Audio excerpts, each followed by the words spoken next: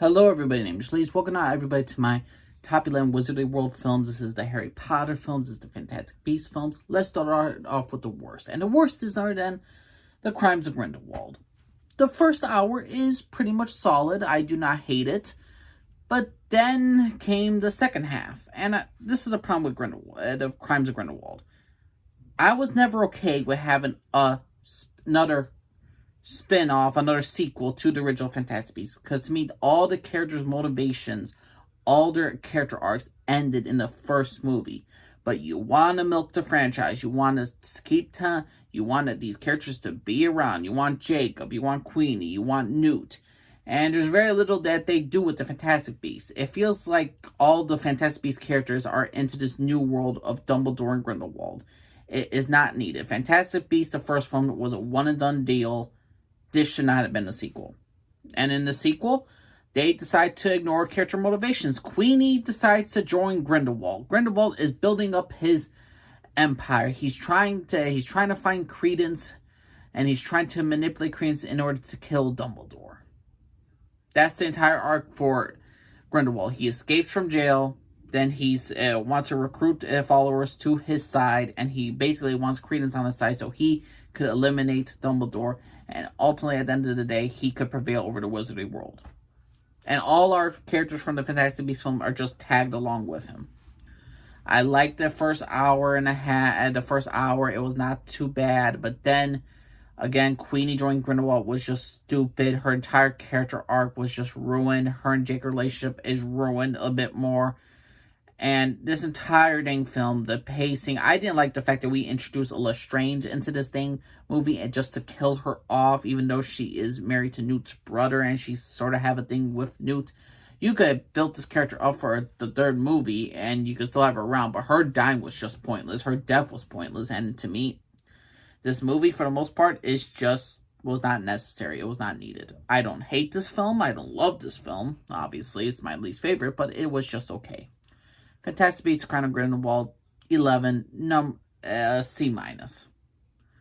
Number 10 is Harry Potter and the Half-Blood Prince. I do not care what people say. I do not care for Dumbledore.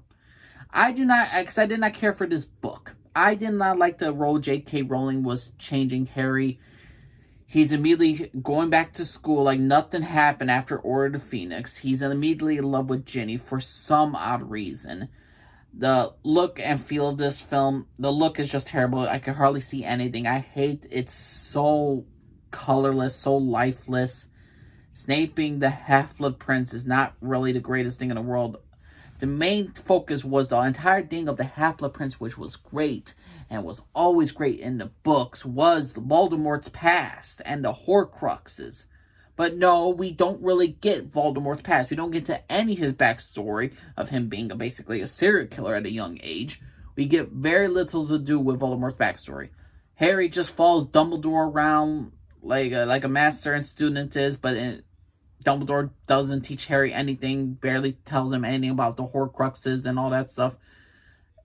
To me, there was no point for Dumbledore to be so secretive. I'm not the greatest fan of Dumbledore as a character myself, so overall, I'm not the greatest fan of the Half-Blood Prince. And I also did not care for the relationship dramas between Harry, Ron, and Hermione. Don't care for it. Don't care for teenage bopper drama. Still. So Half-Blood Prince is 10. I give it a C+.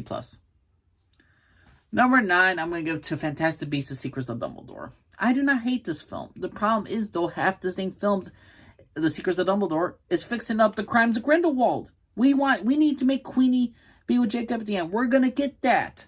Does she admit she made a mistake joining Grindelwald? Yes, she does. Do we get an exploration of why Credence is a Dumbledore? Yes, we do. Is his character wrap-up? Yes, we do. Is there an actual reason why Newt has to be in this film with his Fantastic Beasts? Yes, there is, because Grindelwald is using Fantastic Beasts in order to manipulate the Wizarding World election so he could control and gain power in the entire Wizarding World. And Dumbledore needs Newt Scamander to help him. And in this movie, a lot of things are made clear, and a lot of things are ended, and the fact is that Dumbledore can now fight Grindelwald is there. And I'm happy for it. The problem is, though, I don't expect... this entire franchise was supposed to be a 5-movie franchise. And to this day, I don't care to see the 4th movie or the 5th. It could end right here. If you tell me this is the end of the entire Fantastic Beasts saga, I'm okay with it. It should end in the first one. But if you want to milk a second, and you had to do a third, this is the perfect ending to me for a Fantastic Beasts. What would you do in the 4th and 5th movie to get Newt Scamander back into the action again? I'm sorry.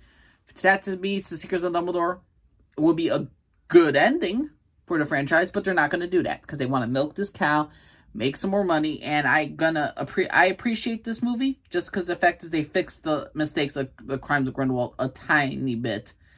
And overall, I do enjoy Matt Mikkelsen. I do enjoy Albus Dumbledore, played by Jude Law.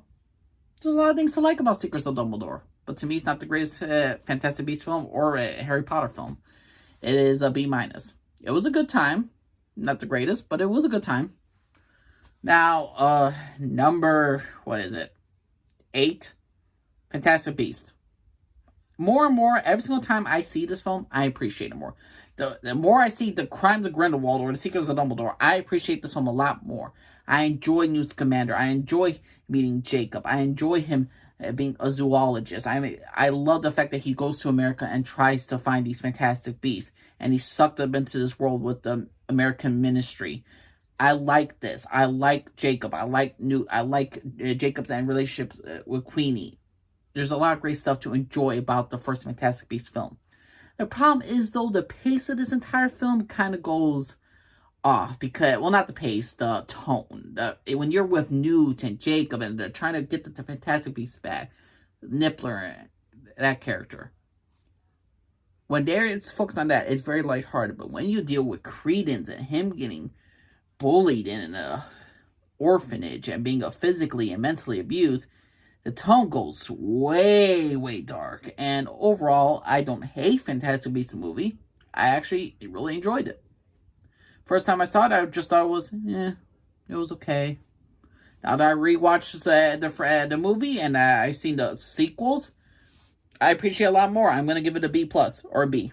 This was a solid film. I enjoyed it. And to me, this should have been a standalone spinoff. So, Fantastic Beasts, the first film? B.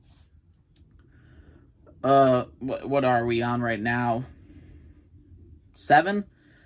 Harry Potter and Goblet of Fire. Here's the thing. I've always hated the idea of the fact that kids die in the tournament for the Goblet of Fire, and for some odd reason, the adults in the wizarding world sanction young teenagers to be a part of it. When Harry did not put his name in the Goblet of Fire, it is just stupidity. And the fact that he's underage. There's no workaround for this.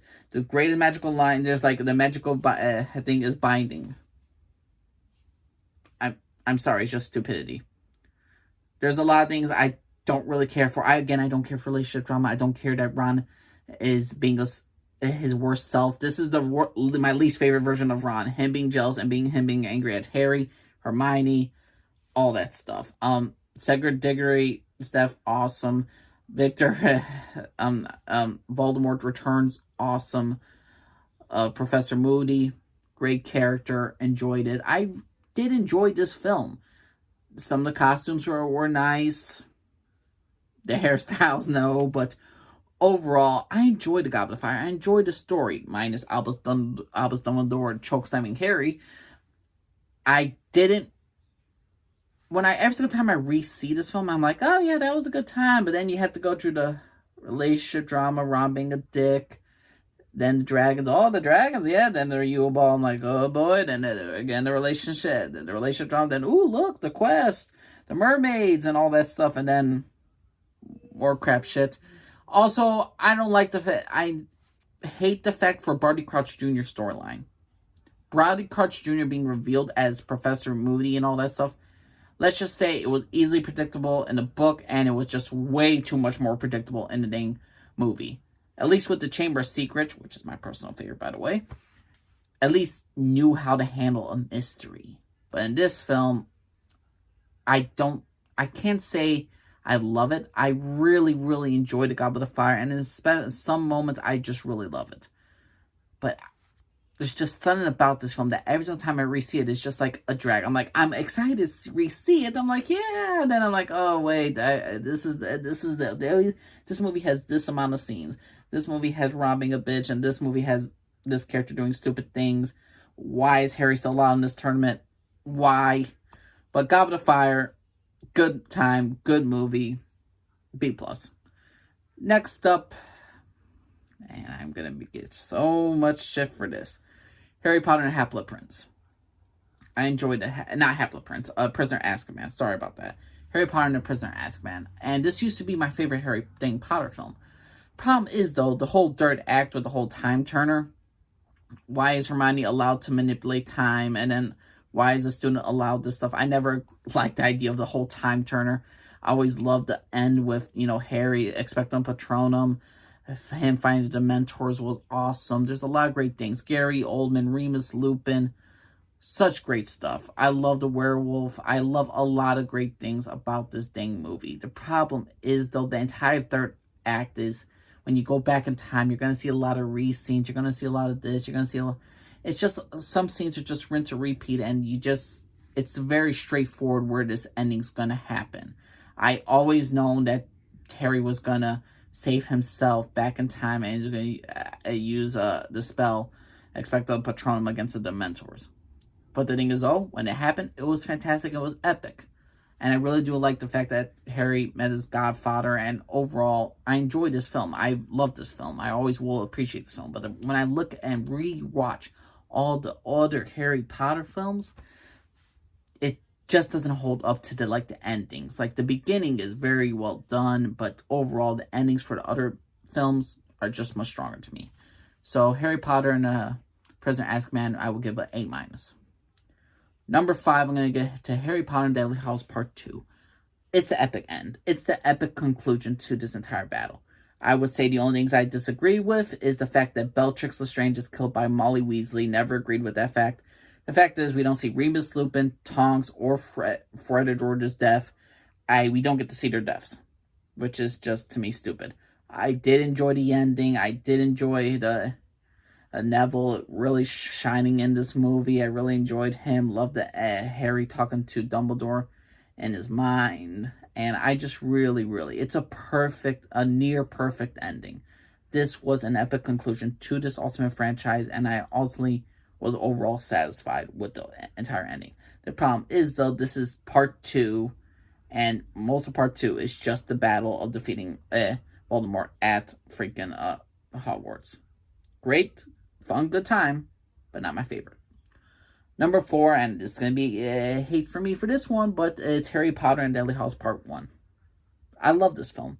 I prefer Part 1 over Part 2. You know why? Because they're actually not in Hogwarts anymore. We get Harry, Ron, and Hermione all grown up, going into the world, fighting the Horcruxes, trying to stop Voldemort, trying to take him down.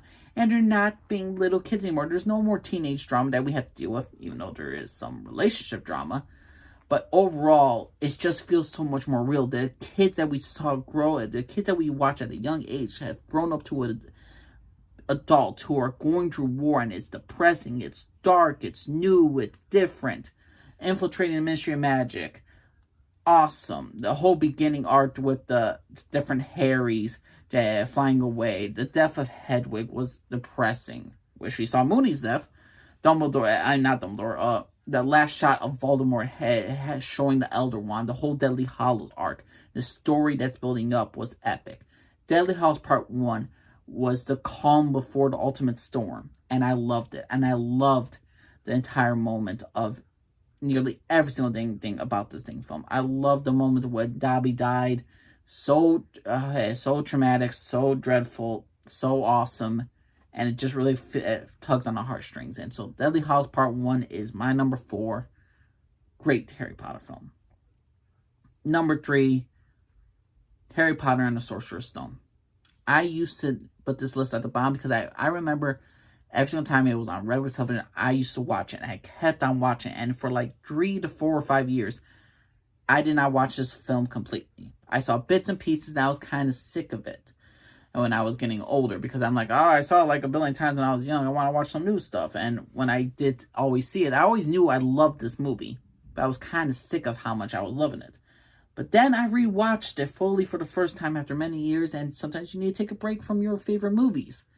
And once I rewatched this film, the magic is still there. This is the ultimate beginning. This is the ultimate epic fantasy world that I will always know and love. I love Harry Potter and the Sorcerer's Stone. I loved Professor Quirrell. I loved the introduction to Snape, Professor McGonagall, Albus Dumbledore. Loved the beginning with the troll. Loved the ending with Voldemort.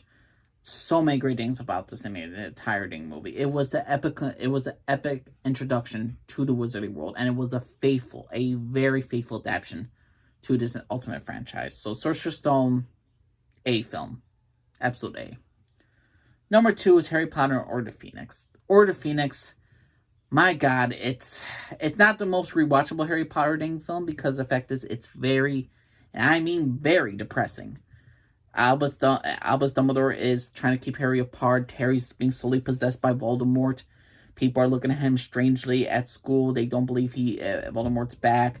The Ministry's lying about Voldemort being back. Dolores Umbridge is taking over Hogwarts, and Harry must be a leader. Harry must now rise. He must teach young students to fight against the dark arts, and he must fight against Voldemort. And ultimately, I love this film. The death of Gary Oldman, Sirius Black, was tragic, but it's a great moment.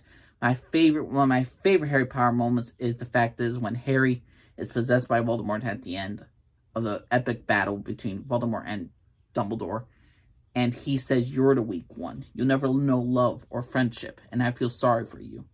And the fact that Voldemort says, "You're a fool, Harry Potter, and you'll lose everything," was just epic. Order of Phoenix is an epic, great movie. A for me.